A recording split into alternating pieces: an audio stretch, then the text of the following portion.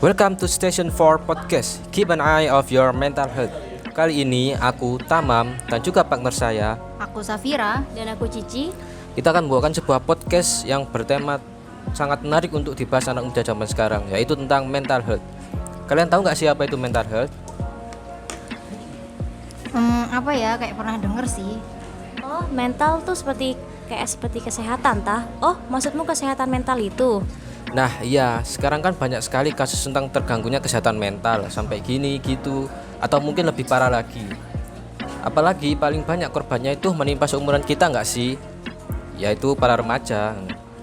Kalau menurutku sih, mungkin sudah banyak banget orang yang tahu tentang apa itu mental health, tapi mereka belum sangat mengerti tentang pentingnya mental health itu bagi kita.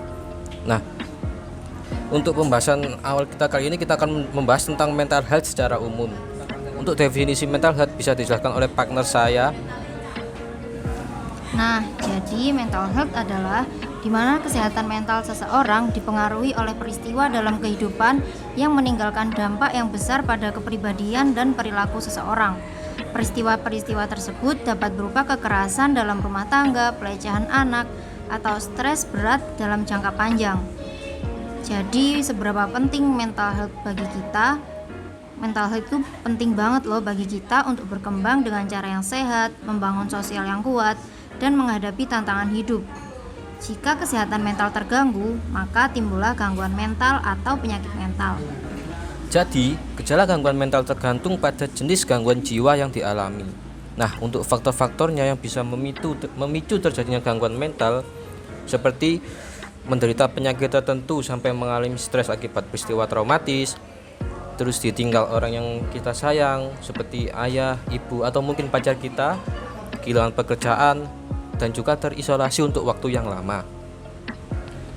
Gejala gangguan mental tergantung pada jenis gangguan jiwa yang dialami. Penderita bisa mengalami gangguan pada emosi, pola pikir, dan perilaku. Ada beberapa contoh nih gangguan mental, seperti suasana hati yang berubah-ubah, perasaan sedih yang berlangsung lama, perasaan cemas, perubahan pada pola tidur, dan perilaku yang tidak wajar kayak teriak-teriak enggak jelas, berbicara, dan ketawa sendiri. Nah, dari sekian banyak jenis gangguan mental, beberapa yang paling sering terjadi. Yang pertama itu depresi. Depresi merupakan gangguan suasana hati yang menyebabkan penderitanya terus-menerus merasa sedih selama bahkan beberapa hari. Dan selanjutnya skizofrenia. Skizofrenia itu adalah gangguan mental yang menimbulkan keluhan, halusinasi, delusi, serta kekacauan berpikir dan berperilaku. Dan selanjutnya gangguan kecemasan. Gangguan kecemasan merupakan gangguan mental yang membuat penderitanya merasa cemas dan takut secara berlebihan dan terus-menerus dalam menjalani aktivitas sehari-hari. Selanjutnya yaitu gangguan bipolar. Gangguan bipolar itu adalah jenis gangguan mental yang ditandai dengan perubahan suasana hati. Dan yang terakhir itu gangguan tidur. Gangguan perubahan pada pola tidur yang sampai mengganggu kesehatan dan kualitas hidup penderitanya. Dan contohnya itu seperti insomnia, parasomnia, atau narkolepsi. Nah, mungkin udah cukup nih pembahasan kita tentang mental health secara umum. Lanjut ke topik selanjutnya yang bakal dibawain sama kita dan juga Nando.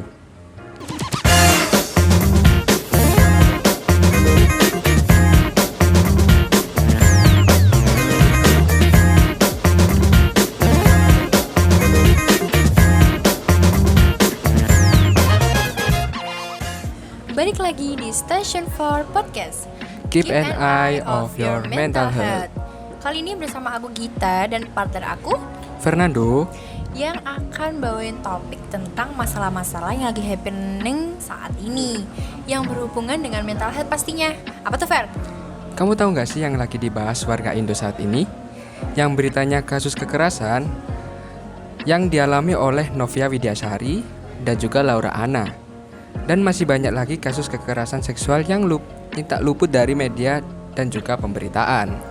Iya, tapi bener ya, kalau dalam sebuah hubungan atau relationship itu pasti aja memberikan pengaruh buruk bagi kesehatan mental kita. Nah, semua itu terjadi karena dampak dari toxic relationship. Apa sih toxic relationship?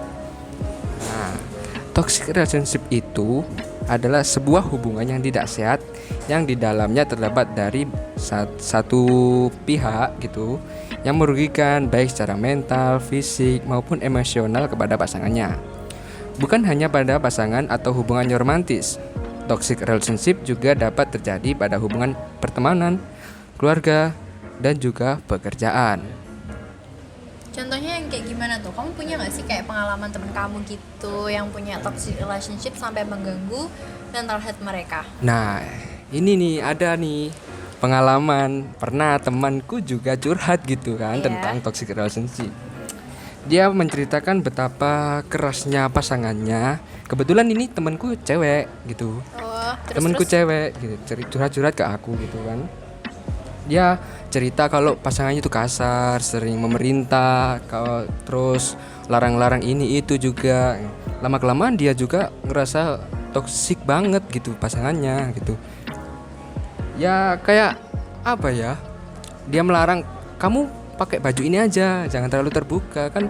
Sebagai wanita, kan aku paham juga perasaan juga wanita itu gimana. Oke, Kan juga terus? wanita kan merasa kayak tertekan gitu Iya kan. dong. Diatur-atur kayak gitu kan. Iya, ya? tertekan. Makanya kan lama kelamaan kan juga menyerang mental seseorang. Jadinya nanti stres atau gimana gitu kan. Jadi gitu temanku itu. Jadi menurut kamu itu termasuk toxic banget ya dalam iya. relationship-nya? Bener. Terus tanda-tandanya tuh gimana kalau bisa hubungan tuh dikatain sebagai toxic relationship? Nah, ada nih beberapa tanda-tanda yang aku search di beberapa media-media googling yang perlu diwaspadai dengan melihat tanda-tandanya, yaitu yang pertama gaslighting. Apa itu gaslighting? Yang pertama, kemampuan seseorang dalam memanipulasi pasangannya sehingga korban akan mengalami penurunan kepercayaan diri yang berakibat pada pengakuan kesalahan yang tidak pernah ia lakukan. Itu yang pertama. Kayak ngalah gitu berarti Iya. ya, padahal dia nggak salah. Benar, dia terlalu menekan lah Oke, intinya. terus next. Dan yang kedua itu tidak jujur. Nah, dengan kemampuannya dalam melakukan gaslighting, pelaku akan sulit untuk berkata jujur. Itu. Jadi kejujuran di sini harus ditekankan. banget kan Iya, ya. harus. Dan yang ketiga ada cemburu. Nah, ini yang biasanya seorang laki-laki itu gampang cemburuan sama terhadap perempuan pasangannya gitu. Kayak terlalu protektif juga Iya. kan pasti. Dan itu penekanan kayak gitu bikin mental kita juga jadi takut Nah. gitu-gitu pastinya ya. Bener juga. Seharusnya kan kita ya udah kalau temenan aja gitu Ya, kan, bener nggak usah banget, terlalu. Emang. Dan ada lagi nih, abai terhadap emosi yang dialami oleh pasangan atau partner dalam hubungannya. Jadi dia itu nggak bisa mengontrol emosi gitu kan, terlalu menggebu-gebu. Marahnya keterlaluan gitu Iya, ya nggak pasti. bisa dipikir secara sehat-sehat Bikin atau takut, baik-baik. bikin Iya. takut. Dan yang terakhir adalah melakukan kekerasan secara verbal atau verbal abuse. Misalnya, dengan menyinggung persoalan body shaming, yang mana merupakan topik sensitif untuk dibahas atau bersikap menghakimi terhadap semua hal yang dilakukan oleh pasangannya, dan tidak pernah mengapresiasi orang lain karena selalu mencari kesalahan yang dilakukan. Jadi kayak kok kamu lagi kurusan sih gitu kan, Iya. bikin tekanan kita ya. Iya, Untuk itu jadi yang sesuai sempurna apa yang Iya. diingin pasangan kita. Bener-bener itu kan juga termasuk body shaming juga gitu kan. Oke teman-teman, jadi pasti banyak banget ya dampak-dampak dari kesehatan mental yang kita rasakan akibat toxic relationship. Salah satunya itu menurunkan kepercayaan diri gara-gara yang tadi body shaming itu Iya, kan pasti benar, kan benar. kita juga nggak pede gitu. Hal Iya. itu jadi karena berbagai verbal abuse yang dilontarkan oleh pelaku kepada korban sehingga korban merasa bahwa ia selalu kurang berhak untuk bisa dicintai oleh Iya, orang lain. benar.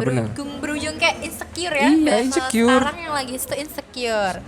Terus ada lagi sulit untuk berkata tidak atau nggak enakan. Iya. Jadi makanya tadi dia tuh tanda-tanda yang tadi tuh ngalah ya kan. Nah, Karena temperamen pasangannya yang toksik cenderung buruk, sulit bagi korban untuk memiliki perbedaan perspektif dengan dirinya. nah. Dan sebagai korban juga berusaha untuk berkata tidak dan memiliki pendapat yang berbeda. Pasangan toksik itu juga yang kamu ceritain tadi kan kayak Iya, sering iya. banget ngelakuin kekerasan secara Iya, fisik. iya juga, iya Terus benar-benar. bikin dampaknya tuh bikin rasa cemas, takut, depresi. Nah, bahkan depresi juga kan. Dia kan Iya, merasa kayak terus- tertekan juga gitu. Karena adanya tadi harus jujur, jadi dampaknya kita sulit untuk mempercayai orang lain. Makanya tadi kita harus Benar. tidak jujur tadi kan ya. Iya, benar.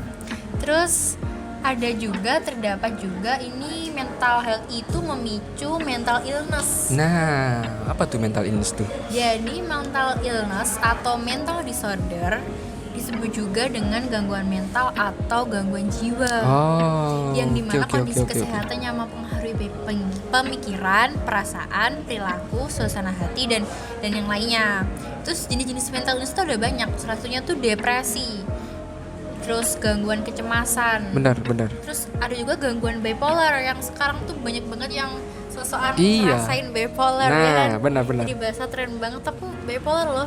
Sok-sokan bipolar gitu kan? Gangguan bipolar sendiri itu adalah penyakit mental yang ditandai dengan perubahan suasana hati yang tidak biasa. Kayak bisa tiba-tiba bahagia. Oh, gampang goyah gitu ya, gampang goyah. tiba-tiba Oke, nangis benar. sendiri, kan. Terus tiba-tiba juga bahagia tuh itu kayaknya Wow.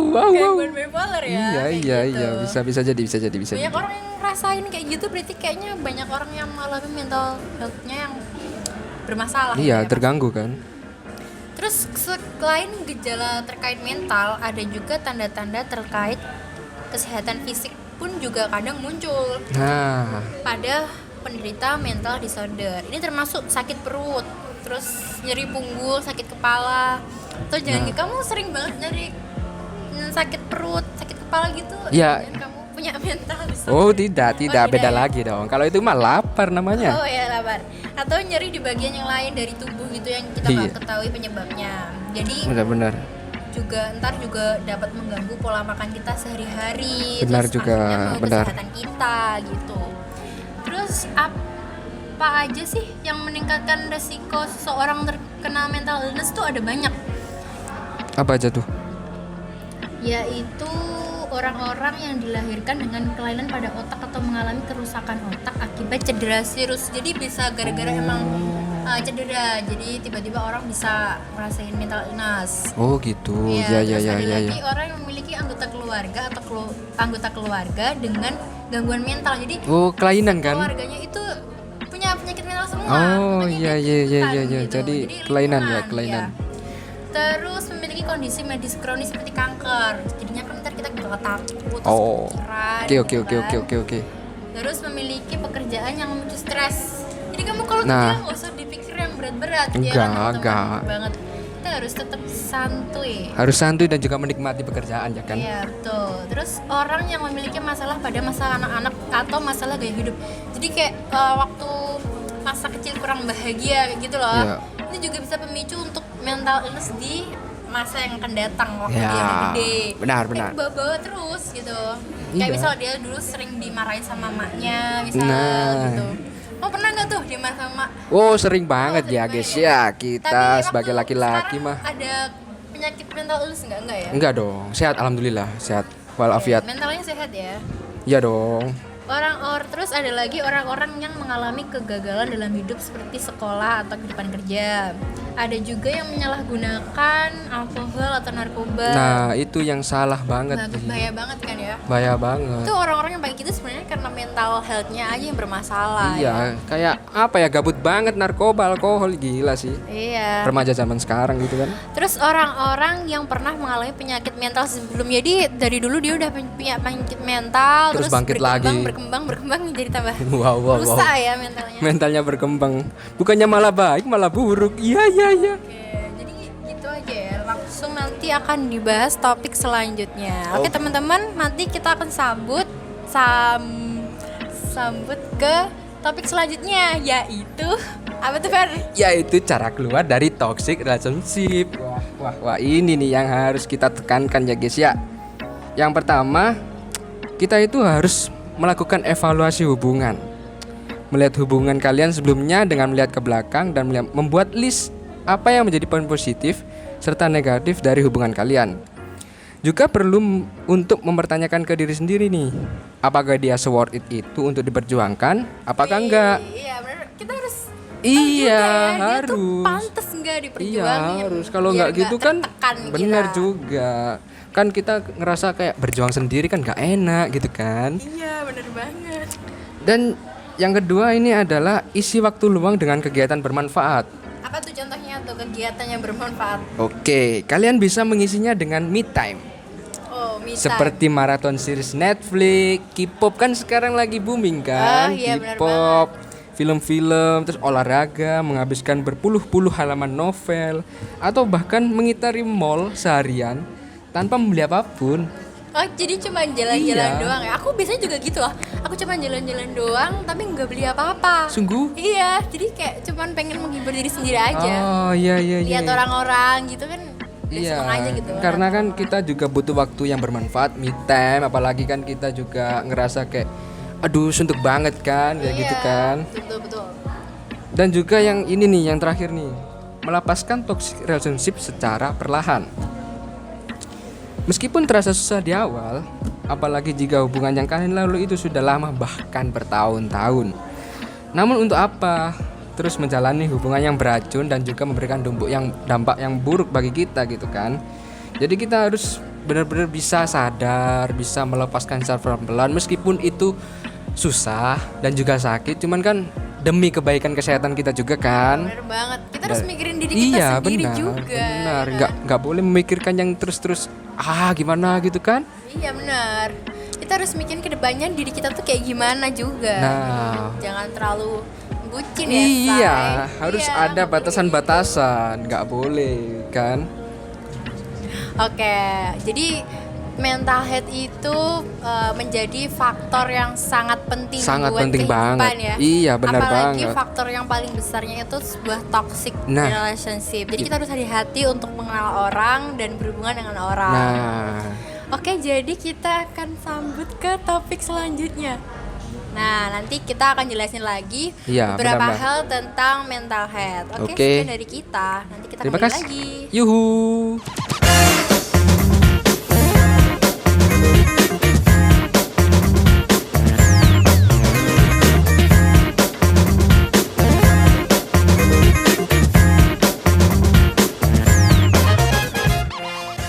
Baik lagi di Station 4 Podcast.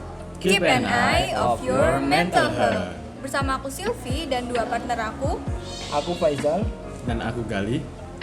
Dari apa yang udah jelasin sama teman-teman kita sebelumnya mengenai pengertian mental health hingga toxic relationship hingga semua tentang yang membahas tentang mental health.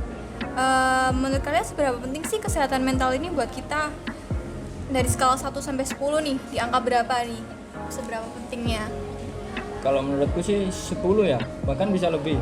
Karena menurut aku penting banget buat jaga kesehatan mental ini. Apalagi di kondisi yang saat ini seperti pandemi kayak gini. Iya gak sih?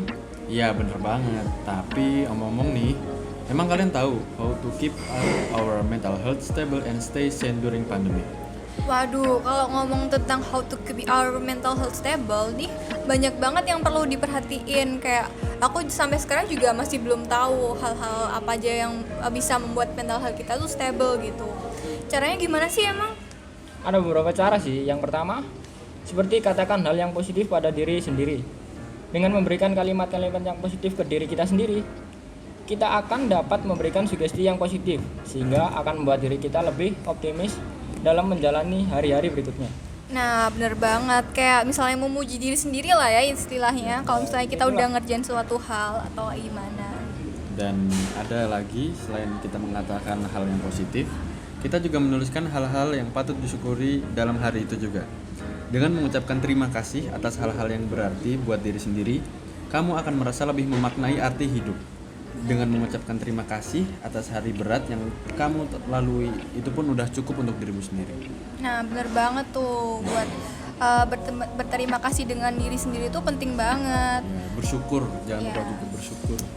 Terus selanjutnya tuh fokus pada satu hal pada satu waktu. Biasanya kan kalau kita punya pekerjaan banyak, kita tuh nggak bisa fokus sama satu hal gitu loh. Jadi semuanya langsung dikepikirin di saat itu juga. Kayak jadinya ntar overthinking waktu ngerjain satu hal, aku kok belum selesai ya yang lain, jadinya ntar nggak maksimal ngerjain satu hal ini. Nah, kita tuh harus fokus dulu dalam satu waktu, ibarat kata tuh sabar satu persatu gitu lah ya. Nah, kalau misalnya kita lagi banyak kerjaan, kita juga harus nata waktu gitu, jadi kayak satu persatu dikerjain, nggak jauh-jauh hari dari deadline atau batas ngumpulin kerjaan kita atau gimana.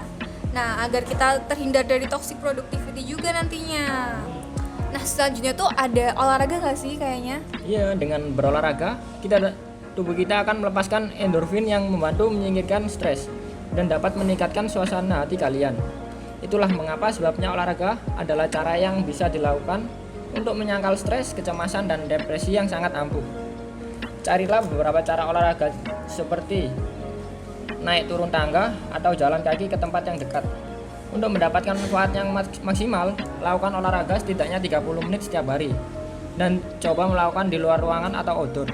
Paparan sinar matahari juga dapat membantu tubuh menghasilkan vitamin D yang dapat meningkatkan tingkat serotonin di otak kalian. Bener banget nih, kan sekarang tuh milenial tuh lagi males-malesnya gitu ya buat olahraga. Mager-magernya. Apalagi bangun pagi gitu kan ya. Banget sih pasti mager. Nah, buat jaga kesehatan mental kita tuh perlu banget olahraga. Selain olahraga tuh ada lagi nggak sih faktor-faktor yang bisa mengaruhinya? Nah, selain olahraga kita juga harus mengimbangi dengan makan makanan yang sehat. Bukan makan makanan yang banyak ya, maksudnya kita dalam arti memakan makanan yang enak, yaitu bergizi, gizi seimbang. Selain memberikan nutrisi yang dibutuhkan oleh tubuh, makanan lezat dan sehat juga menyehatkan otak. Karbohidrat juga meningkatkan serotonin. Bahan kimia yang terbukti memiliki efek menenangkan pada suasana hati. Sementara itu, makanan kaya protein membantu kamu tetap waspada.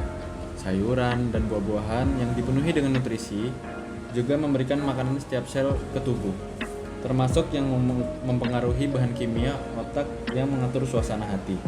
Sertakan makanan dengan asam lemak tak jenuh ganda omega 3. Nutrisi ini juga dapat meningkatkan suasana hati dan mengembalikan integritas struktural pada sel-sel otak yang diperlukan untuk fungsi kognitif.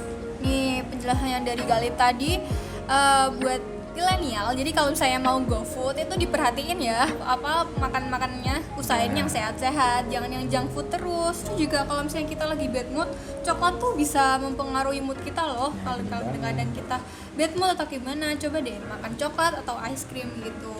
Nah, selanjutnya tuh kita perlu banget buat terbuka pada seseorang. Nah, kita kan pasti punya nih bestie atau teman terdekat kita atau pacar. Kita tuh harus terbuka gitu loh, kayak cerita. Kalau misalnya kita punya hari yang berat atau kita punya masalah, kita tuh bisa cerita ke orang itu. Terbuka dengan seseorang bisa membantu kita buat lebih berpikir positif. Karena kita kalau cerita dapat masukan ya atau feedback dari orang yang kita ceritain itu tadi, kita bisa dapat dukungan, bisa dapat support sama dukungan sama aja ya. Bisa dapat apa ya, kayak bantu kita biar nggak overthinking lah istilahnya. Nah, mulai sekarang bisa diterapin buat terbuka dan cerita biar kita tuh nggak stres sendirian gitu loh, biar nggak numpuk masalah-masalah kita.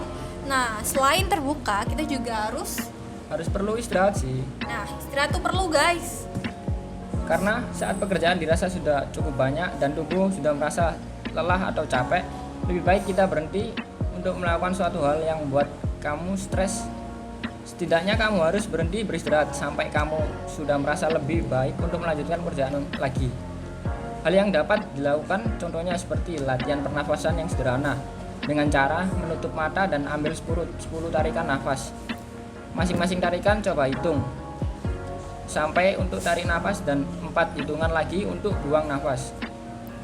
Nah, tuh ada pengetahuan baru nih dari Faizal buat tarik nafas, istirahat dulu. Kalau misalnya kita capek ngerjain sesuatu, kita harus istirahat dulu, bisa tarik nafas, bisa kita rebahan dulu, tapi jangan kelamaan ya rebahannya. Zaman sekarang tuh sukanya rebahan terus gitu, keterusan. Jadi kan istirahat seperlunya dan secukupnya gitu ya, buat dirasa cukup. Nah, istirahat tuh berhubungan dengan apa sih? Dengan tidur yang tepat waktu. Selain kita istirahat juga kita itu harus tidur tepat waktu nih guys. Tidur yang kurang juga dapat mempengaruhi suasana hati loh. Suasana hati bisa berubah menjadi negatif jika kita kurang tidur. Coba mulai dibiasakan dengan tidur tepat waktu setiap hari dan hindari menggunakan dan bermain gadget sebelum tidur. Dan juga lebih memberi batasan untuk mengonsumsi minuman kafein di pagi hari.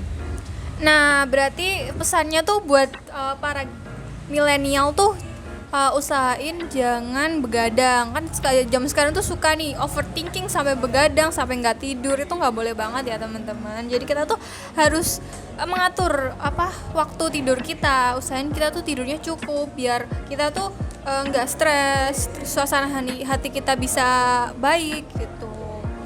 Nah, selain cara-cara tadi, kita tuh menjaga kesehatan mental tuh banyak banget loh manfaat yang bisa didapetin. Seperti kesehatan mental tuh dapat menghadapi tantangan kita dalam keseharian kita. Kita kan pasti punya tanggungan, kita punya tugas, kita punya masalah dalam sehari-hari. Nah, dengan menjaga kesehatan mental kita tuh dalam menghadapi masalah-masalah atau pekerjaan kita tuh kita bisa jadi enjoy, bisa jadi lebih tenang, bisa lebih mengontrol emosi dan tindakan kita dalam kehidupan sehari-hari gitulah ya. Terus juga kesehatan mental bisa membantu punya pandangan positif, ya kan Faizal? Ya, bener banget sih. Kesehatan mental yang baik mampu menciptakan pandangan yang positif, baik untuk diri sendiri maupun untuk orang lain. Dan ada lagi nih selain kesehatan mental yang membantu pandangan menjadi positif, kesehatan membuat kita memiliki kesehatan fisik yang baik. Karena kesehatan mental berkaitan dengan kesehatan fisik. Misalnya nih, seseorang dengan mental yang sehat lebih mampu untuk sembuh dari penyakit mereka. Mereka yang memiliki pandangan positif terhadap dirinya yang membuat kita untuk mempercepat dalam proses penyembuhan penyakit dalam tubuh kita. Bener banget. Kalau misalnya kita punya mental yang sehat gitu kan, kita wajahnya lebih ceria, lebih sehat, lebih bersinar gitu lah, ya. Nggak suram, nggak kayak banyak kepikiran gitu kan. Kadang-kadang tuh suka murung atau gimana. Nah, selain itu juga kesehatan mental tuh dapat membantu kita meningkatkan konsentrasi dan fokus yang baik pada pekerjaan kita. Jadi kalau misalnya mental kita stabil, mental kita sehat, kita tuh dapat lebih fokus waktu ngerjain tanggungan dan pekerjaan kita. Jadi usahain mental kita tuh sehat terus ya guys, biar kita nggak bingung atau kayak gimana dalam ngerjain sesuatu. Nah, udah banyak gak sih cara-cara dan manfaat-manfaat yang kita jelasin tadi? Mulai dari katakan hal positif pada diri sendiri, terus berolahraga, memakan makanan yang enak, bersyukur, istirahat pada seseorang. Nah, benar banget. Selain juga manfaat-manfaatnya tadi udah kita jelasin. Nah, udah dulu ya pembahasan kita tentang mental health, dan udah cukup panjang banget gak sih dari tadi kita ngomongnya. Semoga kalian ke depannya bisa lebih aware terhadap mental health seseorang dan mental health diri kita sendiri. Stay safe dan bye-bye. Bye. Sampai ketemu lagi guys.